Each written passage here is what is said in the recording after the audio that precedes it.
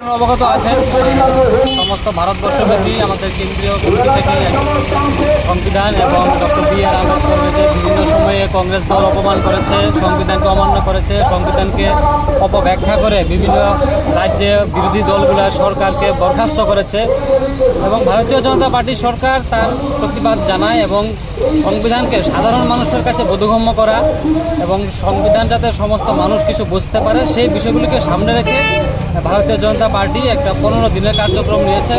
সেই 15 দিনের কার্যক্রম আমাদের আজকে শেষ হচ্ছে। এই প্রত্যেক মণ্ডল র্যালির মাধ্যমে আমরা ভারতীয় জনতা পার্টি কীভাবে ডক্টর বি.আর. আম্বেদকরজিকে সম্মান জানাচ্ছে এবং সংবিধানকে কীভাবে আমরা সম্মান জানাতে চেষ্টা করছি, সংবিধানের বিভিন্ন ধারাগুলোকে আমরা কীভাবে অক্ষরে অক্ষরে পালন করার চেষ্টা করছি তা আমরা মানুষকে জানান দিতেই আজকের এই র্যালি আমরা অংশগ্রহণ করছি। আজকের এই র্যালিটি কোথায় থেকে শুরু করছেন এবং কোথায় গিয়ে শেষ করবেন? আমরা চরিলাম মণ্ডল থেকে শুরু হয়ে আমাদের চরিলাম ব্লক হয়ে সৎসঙ্গ আশ্রম হয়ে আবার বিওসি হয়ে চরিলাম মণ্ডলে আমরা আবার